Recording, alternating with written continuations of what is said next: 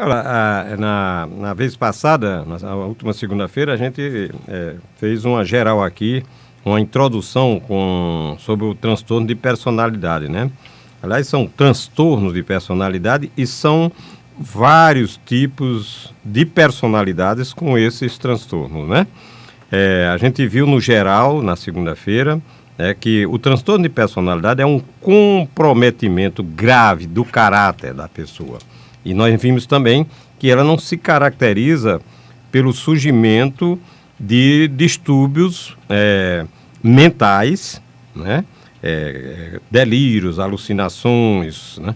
Mas por essas alterações no caráter e no comportamento do indivíduo que envolve a personalidade como um todo e quase sempre vem associado à ruptura das regras e à boa convivência social, né? Isso aí foi o que nós vimos na segunda-feira e vimos também que há vários tipos de transtornos de personalidade e hoje nós concretamente, como o Marcos introduziu aqui, nós vamos tratar desse transtorno de personalidade paranoide.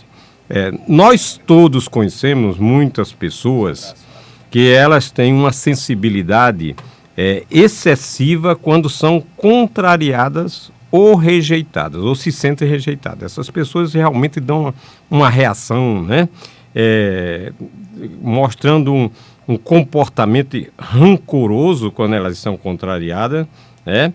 E essas pessoas têm, de antemão, uma extrema dificuldade em perdoar pequenas ofensas ou coisas que partem de outros, uma frase que parte de alguém que elas acham que tem a ver com ela, elas são desconfiadas e essas pessoas não perdoam com facilidade. Às vezes não perdoam nem o próprio marido ou nem a própria mulher quando diz uma coisa que elas interpretam como uma indireta, vamos assim dizer, né?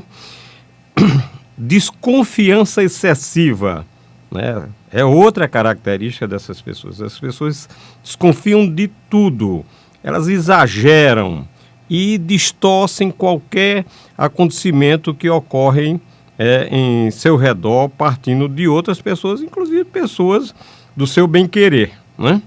É uma tendência sempre a interpretar as ações, né, neutras ou amistosas como sendo hostis para elas, né?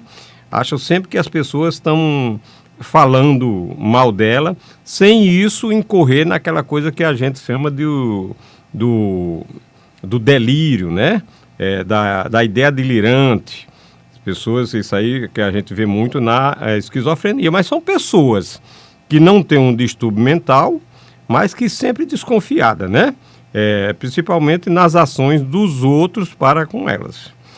É um comportamento querelante, essas pessoas são daquelas pessoas implicantes, né?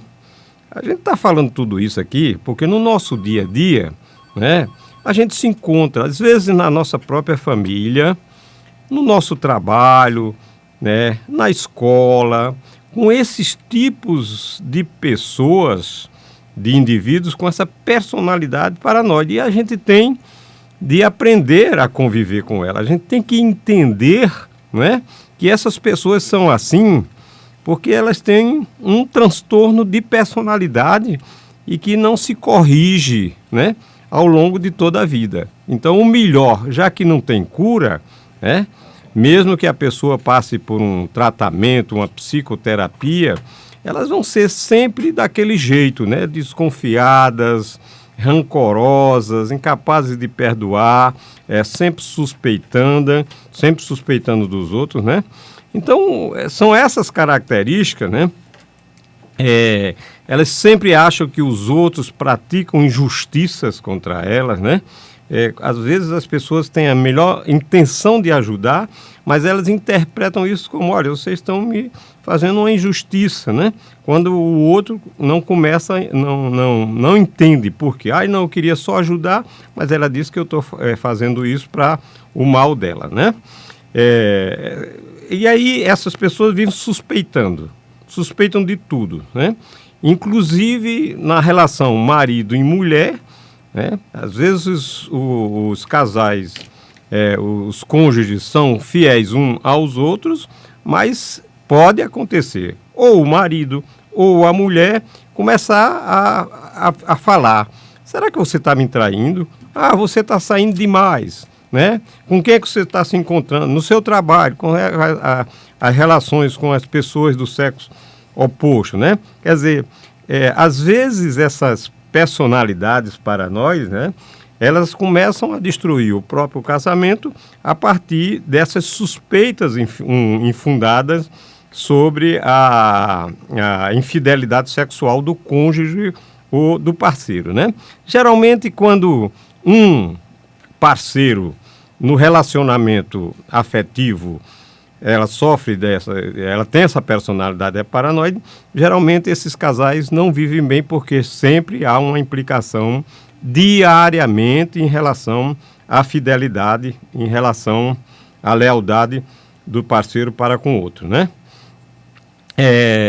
Essas pessoas, elas têm uma capacidade incrível, né, de suspeitar, alegar que em tal roda de pessoas se estão conspirando contra elas, né? Que estão falando mal dela, que eternamente no dia a dia essas pessoas, outras pessoas, às vezes as pessoas próprias, as próprias famílias, elas conspiram, né? E elas fazem apenas aquela dedução na sua mente de que há uma conspiração para fazer o mal a elas, né?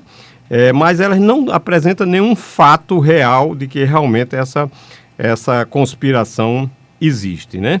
Então, é uma incidência até razoável, porque você pode... quantas pessoas no meio de nós, por exemplo, entre 100 pessoas, você pode encontrar até 3%, até 3 pessoas em cada grupo de 100 na população em geral, uma pessoa que tem esse transtorno de personalidade paranoide.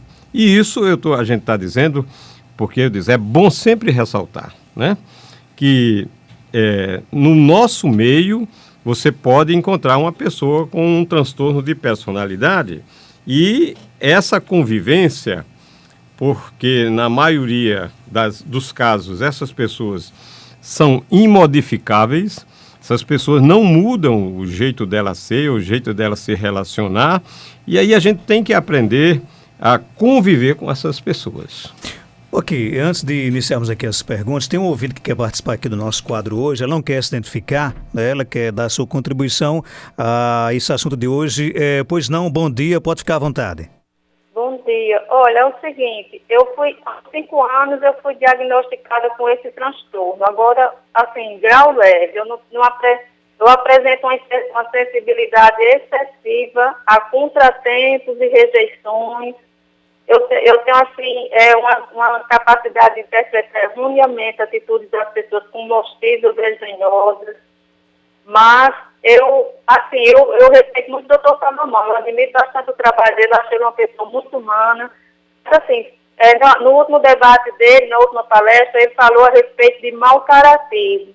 Então, assim, eu sou uma pessoa que eu tenho muito caráter, eu ajo muito honestamente com as pessoas, eu não ajo de má fé com ninguém, eu cumpro meus compromissos, não sou uma pessoa assim de fazer armações, de prejudicar ninguém, não deliberadamente. E também não me sinto nociva à sociedade. Eu sou incapaz de jogar um lixo na rua. Quando eu vou com uma garrafinha ou com um copo descartável que não tem onde eu botar o lixo, eu boto na minha bolsa para chegar em casa e jogar no lixo. Então, assim, eu tenho realmente essas falhas assim, de interpretar erroneamente, ser um pouco desconfiada, ter dificuldade de perdoar as ofensas, mas mau caratismo nunca fez parte da minha vida. Eu nunca agi assim, eu tô assim, beirando os 50 anos, eu nunca agi de má fé com ninguém, nem nunca prejudiquei ninguém, não deliberadamente, assim, pelo caráter de querer prejudicar uma pessoa, sabe? Então era isso que eu queria dizer.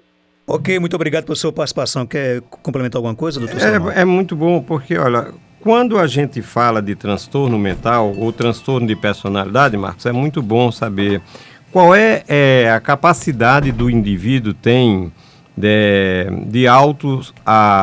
se autoavaliar, né? Isso é importante, né? Ela começou dizendo que ela foi diagnosticada como tendo um transtorno de personalidade. Eu não sei se ela se refere à personalidade paranoide ou outro tipo de personalidade, não ficou bem claro, né? Porque a gente viria, ela me parece que por ela dizer que não é mau caráter, nem toda pessoa que tem transtorno de personalidade, nós vamos ver o transtorno de personalidade antissocial, que aí a gente vai ver o mau caratismo dessas pessoas. Mas, por exemplo, a pessoa de personalidade paranoide, ela não é um mau caráter, né? Porque a gente sabe também que a pessoa que tem transtorno de personalidade, ela reconhece que tem, mas ela sofre, porque ela não queria ser daquele jeito, né? Porque ela tem consciência, porque no caso do transtorno da personalidade, a consciência permanece intacta. Eu não queria agir desse jeito, mas não me controlo, né? Eu não queria suspeitar do meu marido ou da minha mulher, mas eu não me controlo, eu fico com aquela desconfiança excessiva, né? Então, o mau caratismo a que a ouvinte se refere aí constantemente, não é a única característica do transtorno de personalidade, não, né? E eu acho que, pelo que ela falou aí, que o transtorno de personalidade paranoide não se aplica a ela, né? Porque em nenhum momento ela... Tudo bem, nós podemos ter um jeito, um comportamento desconfiado em relação às coisas, principalmente nesse mundo que nós vivemos, por isso nós não podemos ser rigorosos em taxar que fulano ou ciclano, só por ser desconfiado de algumas coisas, nas relações com as pessoas, ela tem um transtorno de personalidade. Às vezes as pessoas são mais rigorosas por sua formação ética e por sua formação cultural, elas tendem a ser um tanto rigorosas na avaliação de outras pessoas, mas não chegam ao excesso, né, das pessoas com transtorno de personalidade paranoide. A nossa ouvinte Jacinta está fazendo aqui uma pergunta através do nosso WhatsApp, 988-775550. Ela até disse que achou engraçado quando você disse essa questão de desconfiar, que a mãe dela, ela sofre com esse transtorno há vários anos e acha que primeiro que ela tem uma dificuldade imensa de aceitar a doença, né?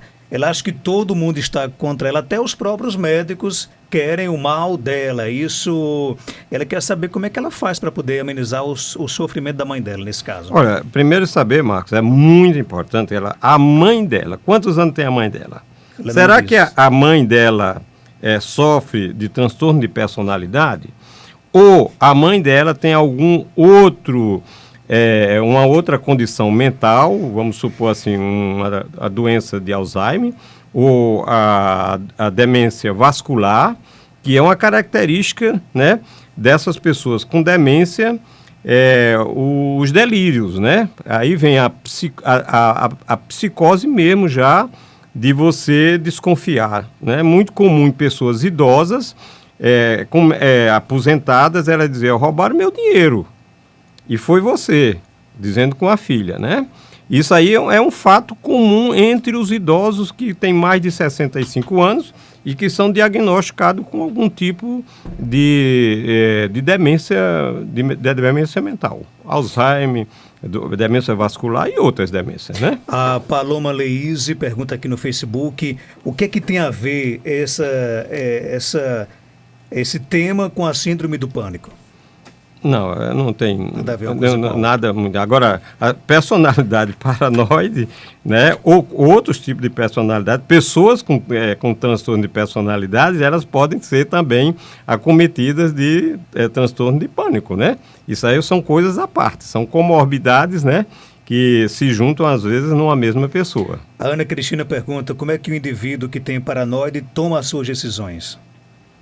Não, essas pessoas, elas vivem normalmente, né? Normalmente do ponto de vista, elas agem, elas são donos de casa, eles são bons trabalhadores, né? Agora, o problema está nessa personalidade deles, né? O problema é que eles eles sofrem e causam mal aos outros, mas elas são pessoas que com eles nós convivemos, né, no dia a dia. Por isso que eu estou dizendo, é preciso que a gente aprenda. O meu marido, né, tem uma personalidade paranoide, né? Eu vou largar o meu marido, se eu gosto dele, eu vou aprender a conviver com ele, com as desconfianças, com as cismas dele, né? Com os ciúmes que ele pode ter de mim. Do mesmo jeito, o contrário, né? Da mulher, do homem em relação à mulher, né? Essa questão, por exemplo, de relacionamento, camarada liga 20 vezes para a esposa para o marido, tá onde, tá com quem, tá fazendo o quê? Isso pode ser um... Pode ser uma característica, né? Da personalidade paranoide, né? Porque isso pode acontecer também na esquizofrenia, mas não tem. Na esquizofrenia, as pessoas têm outros sintomas graves, mas, por exemplo, quando a cisma maior, a evidência maior nas pessoas, essa desconfiança, né, de ligar...